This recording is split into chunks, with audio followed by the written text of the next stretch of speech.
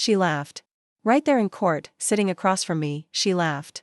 Her red lips curled smugly as she signed the divorce papers, like she had won. Like I was nothing. But her laughter didn't last long. Because when the judge opened the final document and read the truth out loud, her smile vanished instantly. She had no idea what I'd kept hidden all this time. And that moment changed everything. When I married Clara, I truly believed I had found my forever. She walked into my life like a scene from a movie, charming, elegant, magnetic in every way. There was something about the way she commanded attention without trying, how her laughter lit up every room, how she made people feel like they were the only ones that mattered in a crowd. We met at a friend's wedding, typical setting, soft lights, glasses clinking, music playing low. I was just stepping onto the patio with a drink in hand when she turned sharply and bumped into me, splashing champagne down the front of my shirt. Oh my God. She gasped, and then, without missing a beat, she laughed, a soft, melodic sound, and said, "Maybe fate wanted us to notice each other." It sounds cheesy now, but at that moment, it felt genuine. That one interaction spiraled into an entire night of talking. We skipped the rest of the wedding reception, sat near the fire pit outside, and talked for hours. I told her about my love for design, my dreams of creating something meaningful. She told me about her travels, her love for the arts, her dreams of marrying someone authentic. For a while, everything felt easy. She was affectionate, spontaneous, thoughtful in small ways that mattered. She'd bring coffee to my office during late nights, suggest weekend getaways when I was stressed, and always made me feel like I was more than enough. She said she loved how humble I was, how I didn't feel the need to flaunt money or wear flashy suits. I wore simple clothes, drove an old but reliable Honda, and lived in a quiet two-bedroom flat on the city's East End. She told me it was refreshing. What Clara didn't know, what I never told her, was that my life was a lot more complex than it appeared. Yes, I was a graphic designer. But I wasn't just working for the agency, I owned it. Quietly. Privately. I had started it 5 years earlier in my small apartment, building websites and logos for local businesses until word spread and demand exploded. Now, my company handled branding for high-profile clients, fashion labels, and even entertainment companies. We were consistently booked months in advance, operating under a different public-facing name, and my ownership was carefully tucked behind a legal layer most people didn't know existed. It wasn't about hiding anything, it was about peace. Privacy. I never bragged. I never posted fancy cars or expensive trips. I believed in building quietly and letting results speak for themselves. I told Clara I was a designer who made a comfortable living. She never asked for more, and I never offered. For a time, it seemed like we had everything we needed, but slowly, so slowly I barely noticed it at first, things started to shift. It began with subtle comments. "Don't you think we should upgrade the car?" she asked one day. "It's a bit outdated, don't you think?" Another time, she scrolled through her phone at dinner, showing me a luxury apartment listing and saying, "Imagine the views. We'd look like a power couple there." I brushed it off. Everyone wants better, right? But it didn't stop there.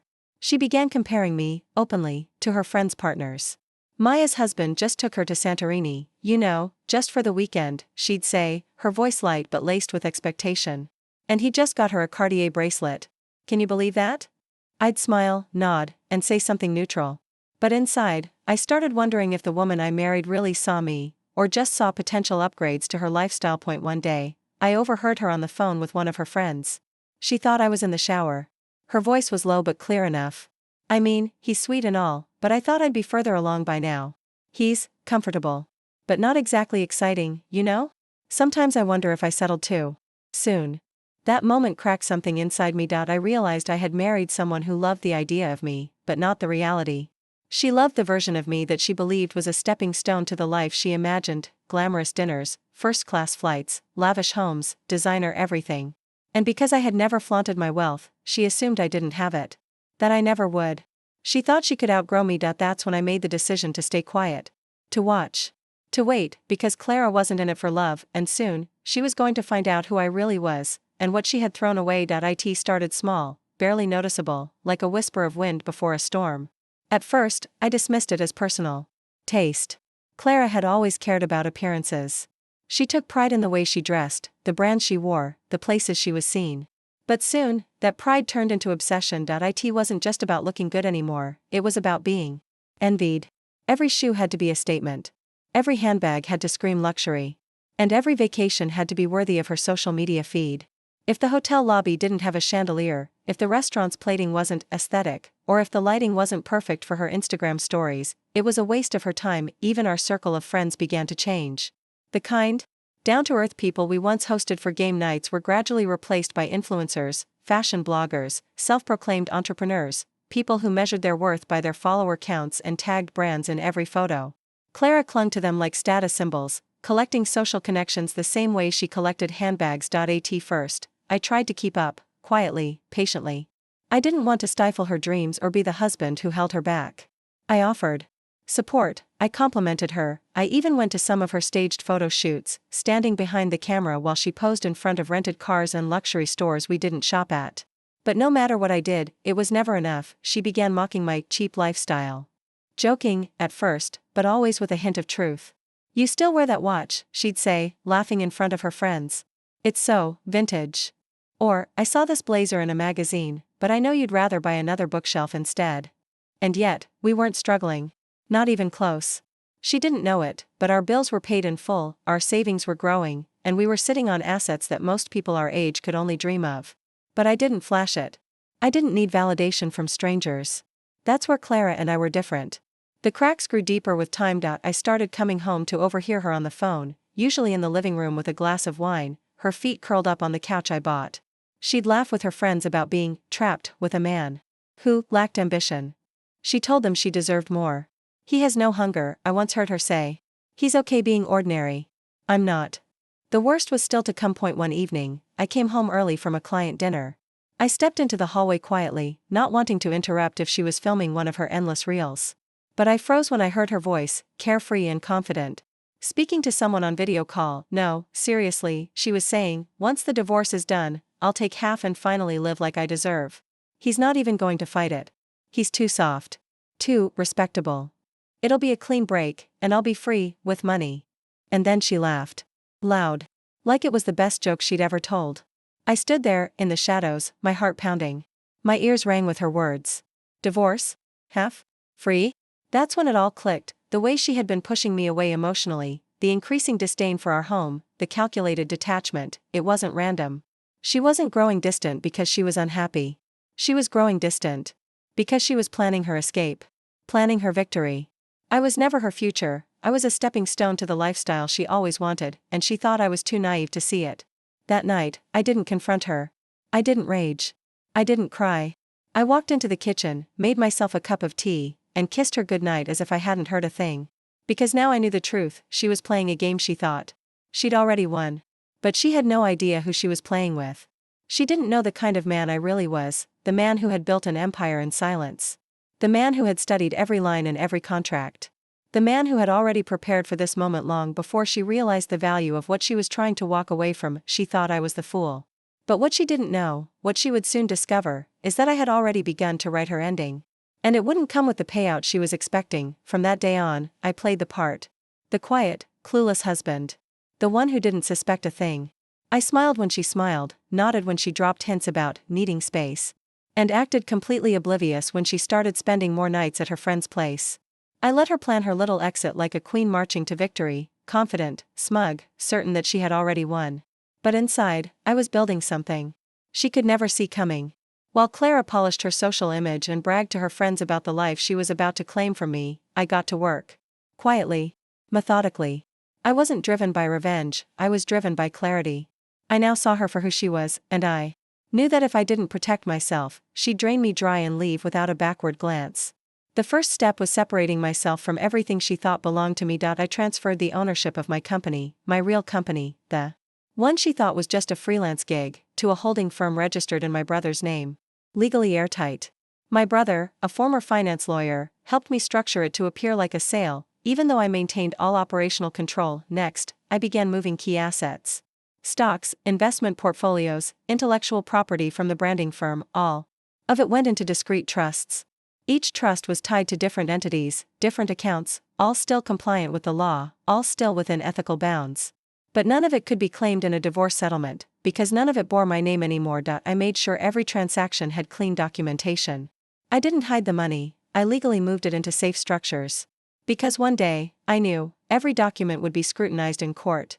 And when that day came, I wanted everything to appear modest, and it did. By the time Clara hired her flashy divorce lawyer, I was living in a rented house, small, unremarkable, humble. I had cut my official salary to a livable but low amount. I used a personal account that showed no flashy spending. My car? Still the same old Honda. My appearance? Still the same, no watches, no designer clothes, nothing to suggest I had a fortune behind the curtain. On paper, I was a man of modest means. A hard worker who didn't achieve much financially. Just another, creative type who never quite made it. And Clara? She smirked through it all. I could see it in her eyes every time we spoke, even casually. She thought she'd cornered me. That her timing was perfect. That she'd filed just early enough to avoid suspicion, just confidently enough to make her look like the victim in the court's eyes. She began planting the narrative that I was emotionally distant, financially unstable, and dragging her down. She cried to her friends over wine, saying she wasted her best years on someone who refused to grow. She even told one of them, loudly enough for me to hear from the next room, "He's sweet, but I need more. I deserve more." And with every word, I stayed silent. Calm, patient, she filed for divorce, head held high, certain she was walking away with half my assets, half the company, half the retirement accounts, half the imagined empire she assumed was waiting behind the curtain. But she had no idea that curtain had already been drawn, and what she thought was gold was smoke and mirrors. She believed she was cutting ties with a man who had failed.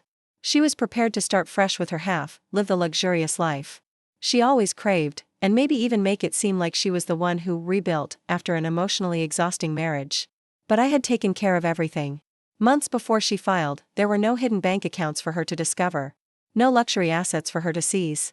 No paper trail leading to a treasure chest. All that was left under my name was what I chose to leave behind: a modest checking account, an old car, and a rented apartment that barely looked furnished. I had allowed her to believe the lie she created. She thought she was walking away from a man with nothing. But the truth was, she was walking away from a man who had everything, and chose not to share it with someone who never loved him in the first place. And soon, the judge would read the final file. And Clara's smirk would be gone forever. The courtroom was quiet. Too quiet. It felt more like a doctor's waiting room than the site of one of life's most emotionally brutal events. A few attorneys shuffled papers. A clerk whispered instructions across the bench. The fluorescent lights buzzed faintly above us. But I was still focused. And then she walked in, Clara dressed like she was attending a fashion gala, not dissolving a marriage. Her heels echoed confidently against the marble floor. Her fitted blazer matched her designer handbag, and her lips were painted the same smug red they had been the night she once said, "I'll finally live like I deserve." She didn't even glance at the judge at first. Her eyes locked on me, calculating, amused, condescending. She gave me that familiar half-smile she reserved for the moments she thought she was winning. To her, this wasn't a final hearing, it was a victory lap. She sat down gracefully across from me at the long polished table, crossed her legs, and looked around the courtroom like it was beneath her. Like I was beneath her. As the hearing began, the judge greeted us with professionalism and mild detachment. He was a seasoned man, gray around the temples, glasses halfway down his nose, flipping through our file with steady fingers. "Let's begin," he said, adjusting his glasses. "We've reviewed the base financial declarations and support agreements as submitted. Mr. Lewis, your personal financial disclosure appears conservative. Do you wish to revise or expand your statement before we proceed to the asset division?" I kept my expression calm, neutral. This was the moment I had been preparing for, the moment months of legal restructuring and paperwork would quietly come to life. "No, Your Honor," I said evenly. "Everything is accurate as submitted." Clara let out a breathy chuckle, loud enough for the room to hear. She turned to the judge with a rehearsed smirk and said, "Don't worry, Judge. He's a simple man. He'll be fine." Even her lawyer cracked a slight grin, no doubt thinking today's judgment would be a formality, an easy win. The judge didn't react. He simply reached for a sealed file at the side of the bench. A file that had been submitted confidentially by my legal counsel with very specific timing instructions, to be opened only during the final settlement phase. The air shifted. "This," the judge said, opening the file and flattening the pages, "is the full and updated summary of Mr. Lewis's privately held assets, assets which, as certified by premarital documentation and subsequent legal restructuring, are protected under trust law and not subject to joint distribution." Clara blinked. The judge began reading, his voice calm but deliberate. "Primary ownership of a privately held design and branding firm valued at approximately £2.6 million, intellectual property rights for 4 registered trademarks and creative patents. 3 investment properties acquired prior to marriage, currently valued at £1.1 million combined, a diversified offshore investment portfolio, and 1 registered holding firm with minority ownership in multiple digital startups. He paused, looking up from the pages. Combined net worth valuation, $4.7 million. The silence in the courtroom was deafening. Clara's hand slowly lowered from where it had been resting under her chin. Her lips parted slightly, and the smirk that had danced on her face only moments before dissolved into a pale, confused frown. For the first time in years, she didn't look composed. She looked exposed. She turned toward her lawyer, whispering frantically, but the damage had already been done. The judge continued, these assets were legally acquired prior to the marriage and placed into protected trust accounts. As per existing laws, the court recognizes these as individually held and therefore not eligible for division. I finally looked at her, just once. Our eyes met, and in that moment, I saw something I hadn't seen since our early days. It wasn't anger or hate. It was regret, the realization that the life she mocked, the man she dismissed, had never been what he seemed. That beneath the quiet persona was someone far more powerful than she had ever imagined. And now, that power no longer belonged to her. Future, she had gambled everything, and lost. She tried to compose herself, sitting straighter, but her hands trembled slightly. Her lawyer asked for a recess. The judge denied it. Everything that had been hers to gain, had vanished before her eyes. Meanwhile, I sat in silence, calm, not triumphant. Because this wasn't about revenge. It was about clarity. Truth. Peace. The hearing moved on, but Clara didn't. Not really. Her world had shifted in minutes, and she couldn't find her balance anymore. When the gavel finally came down, her name was called not as a winner, but as someone simply dismissed. And just like that, it was over. But her reaction? That moment? That was worth every second of silence I had endured, the judge continued. Voice calm but unshakable, like he'd seen 100 scenes just like this before. He clarified that all the major assets, every company share, every property deed, every patent, and offshore account, had been legally acquired before the marriage. And were protected under an ironclad trust structure. The law was clear. The trusts were airtight. Clara wasn't entitled to a single pound from them. She blinked hard, confusion flashing into panic. For the first time in years, the woman who always had something clever to say sat utterly speechless. Then came the tears. At first, they were silent. Just a sheen of gloss over her eyes. But as the judge began wrapping up the financial division, her composure cracked. Her hands began trembling.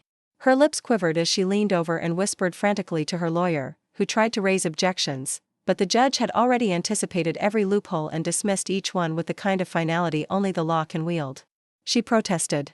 She wept. She said things like, "This isn't fair," and "he tricked me," and "he lied," her voice rising in volume and desperation. But none of it mattered. Because nothing I had done was illegal. Not a single move I'd made was shady or underhanded. I had just played by the rules more carefully than she expected. The truth is, she never bothered to learn the rules at all. She assumed she was entitled to my life because she married the version of me she understood. On the surface, she thought I was small, simple, safe. She never considered I might be strategic. In the end, Clara left that courtroom with nothing more than the clothes on her back, a handbag worth more than her settlement, and a signature on a piece of paper that said divorced. The court granted her a small, court-mandated support allowance for a limited period, calculated based on my disclosed income, which, on paper, was just enough to look responsible, but nowhere near what she had fantasized about walking away with. There was no grand payout. No yacht.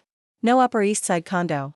No triumphant Instagram post showing her sipping champagne on a balcony with the caption, "New Beginnings." Just silence. A silence that mirrored the one I had sat in for months while she planned her exit. I stood, buttoned my coat, and walked out without saying a word.